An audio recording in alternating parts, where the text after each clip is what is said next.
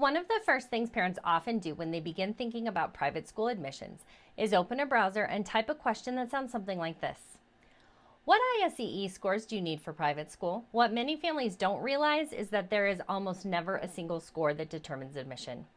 In this video, I'm going to walk you through what ISEE percentiles actually mean, why most schools never publish score expectations, and how admissions committees really interpret testing results when they evaluate an application. So does this sound like you? The score report has just arrived. You're staring at numbers and percentiles, trying to understand what those numbers actually mean. Because once families begin considering private school, testing suddenly feels very important. Parents start asking themselves questions like, is this score strong? Is it too low? Does this mean private school might be unrealistic? Or are we actually in a better position than we think? The frustrating part is that when parents start searching for answers online, they rarely find clear explanations. There are forum discussions, there are scattered opinions, there are guesses from other parents, but very rarely is there a clear explanation of how admissions committees actually interpret testing results. So today, I want to walk you through what the ISEE scores really mean, why schools almost never publish score expectations, and how admissions teams actually think about testing when they evaluate an application. Welcome to Admissions Insights. I'm Crystal Stone. Each week, I share reflections and patterns I'm seeing from families navigating private school admissions so you can approach the process with more clarity, confidence, and calm. Because when families are trying to understand this process on their own, it can feel confusing very quickly. My goal is to help parents see the bigger picture more clearly. So today, we're looking at one of the questions parents ask Google most often when test results arrive. What does an ISEE score actually mean for private school admissions? When parents open an ISEE or SSAT score report for the first time, their attention almost always goes straight to the percentile. It's the number that stands out. It's the easiest number to compare, and it feels like the number that must determine everything. For example, a parent might see a score in the 65th percentile and immediately start wondering, is that good? Is that average? Is that too low for private school? Or they might see a score in the 82nd percentile and wonder whether that number is strong enough for selective schools. The reason parents focus so much on percentiles is because percentiles feel like rankings. They seem to show exactly where a student stands, but the challenge is that percentiles are often misunderstood because the group of students taking the ISEE is not a random sample of all students across the country. Most of the students taking that exam are applying to academically strong independent schools, which means the testing pool itself is already relatively competitive. So a percentile that may sound modest can actually represent strong academic readiness. And a percentile that sounds extremely high may still need to be interpreted in the context of the schools being considered. That's why test scores rarely tell the full story on their own. They're just one piece of a larger academic picture. Another thing that surprises many parents is that private schools almost never publish score cutoffs. There isn't a chart that says if your child scores above this number, admission is likely. And if you're coming from an admission system that relies heavily on numerical thresholds, that can feel confusing. But there's a specific reason schools avoid publishing score expectations, because private school admissions decisions are holistic. Admissions committees evaluate the entire application. They review transcripts, they read teacher recommendations, they talk with students during interviews. They look for signs of intellectual curiosity, engagement in the classroom, and readiness for the school's academic environment. Testing provides useful information, but is only one part of the overall evaluation. So instead of asking, did this student reach a specific score, admissions committees are usually asking a different question.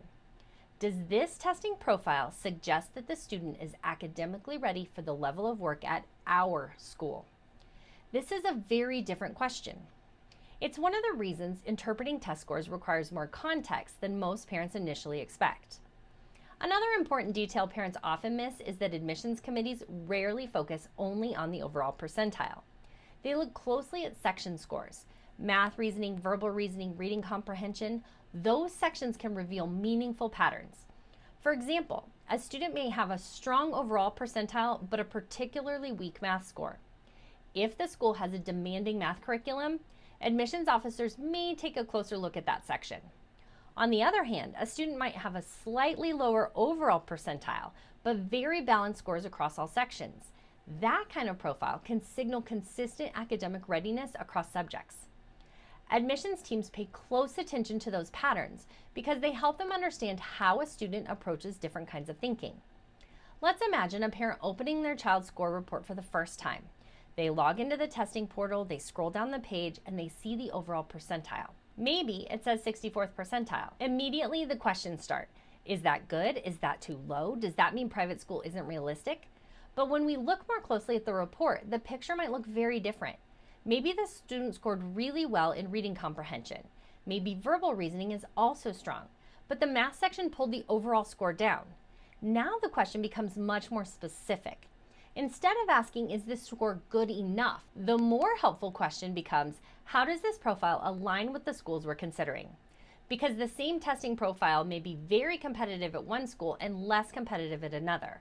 Context matters, and without that context, parents are often left guessing. Although schools rarely publish official expectations, there are general patterns that appear across many admission cycles. Another helpful way to think about testing is to look how scores tend to align themselves with different levels of school selectivity. Highly selective independent schools often see large numbers of applicants with testing profiles in the 80th percentile and above. Strong independent schools frequently see competitive applicants in the 65th to 85th percentile range. And there are many excellent schools where students in the 50th percentile range can still be very strong candidates when the rest of the application is compelling. But those ranges are not strict cutoffs. They simply reflect patterns that tend to appear across admission cycles. Admissions committees are always evaluating the entire student. A student with slightly lower testing scores but exceptional teacher recommendations and a strong academic record may still be a very compelling applicant. On the other hand, a student with extremely high testing scores may not necessarily be admitted if other parts of the application suggest the school might not be a right fit. That's why testing works best when it's interpreted alongside the rest of the student's profile rather than in isolation. So when parents ask, what score do you need? The honest answer is, it depends on the schools being considered, because admissions decisions always happen in context. The same score may look very different depending on the selectivity of the school. This is also why testing rarely determines admissions decisions on its own. It's easy to understand why. Testing produces numbers. Numbers feel precise and objective. They seem like they should provide clear answers. But admissions committees are rarely evaluating a student based on one number. They are evaluating the student's entire academic profile. They look at transcripts. They read teacher recommendations carefully. They talk with students during interviews. They try to understand how the student participates in the classroom and how they approach learning. Testing provides insight into academic readiness, but it does not define the entire application. Another helpful way to think about testing is how admissions committees often use it during the application review process. When an admissions team is reviewing a file, they are usually looking at several pieces of information at the same time. They may have the student's transcript in front of them, they're reading teacher recommendations, they're reviewing the testing results, and they're asking a practical question. Does this testing profile make sense alongside the student's classroom performance? For example, if a student's teachers describe them as highly analytical and consistently strong in math, admissions officers would typically expect to see that strength reflected somewhere in the testing profile. On the other hand, if a student's testing scores appear much lower than their classroom performance suggests, admissions officers may simply look more closely at the context. In many cases, testing is used less as a deciding factor and more as a confirmation signal that helps admissions committees understand the student's academic readiness. Admissions officers are trying to determine whether a student will thrive in their academic environment. When families begin interpreting testing within that broader context, the numbers often become easier to understand because the question shifts. Instead of asking, is this score good enough, the more helpful question becomes, what does this score suggest about where this student is likely to thrive? And that shift in perspective makes a significant difference because the goal of the admissions process is not to simply reach the highest possible score. The goal is to identify the schools where the student's strengths align with the academic environment. One of the patterns I often see when families begin exploring private school admissions is the process feels most stressful when parents are trying to interpret information in isolation. They are looking at testing results without context. They're reading online advice from families applying to completely different schools. They're trying to piece together a system that can feel confusing from the outside. But once families understand their child's academic starting point and how that profile aligns with different schools, the entire process tends to feel much clearer. because instead of guessing, they're making decisions based on meaningful information. This is why one of the most helpful early steps in the admissions process is simply understanding a student's starting point, their academic profile, testing results, and how those strengths may align with different schools. Looking at their child's academic profile, understanding what the testing results actually signal, and how those results might align with different schools, because once families have that clarity, the next steps in the admissions journey often become easier to navigate. It's much easier to move forward when you understand where you're starting from. Private school admissions can feel overwhelming when families are trying to interpret results on their own. But once those numbers are placed in context, the process becomes far more manageable. Because the goal is not to chase a perfect score. The goal is to understand how a student's strengths align with the right academic environment. If you're early in the admissions journey, or you're beginning to think about how to approach the process in a more thoughtful and organized way, these are exactly the kind of perspectives we explore here each week. Because when families gain clarity early, the entire admissions process often feels different. Thank you for being here. If you're navigating private school admissions and want clear guidance each week, consider subscribing so you don't miss future admissions insights. I'll see you next time.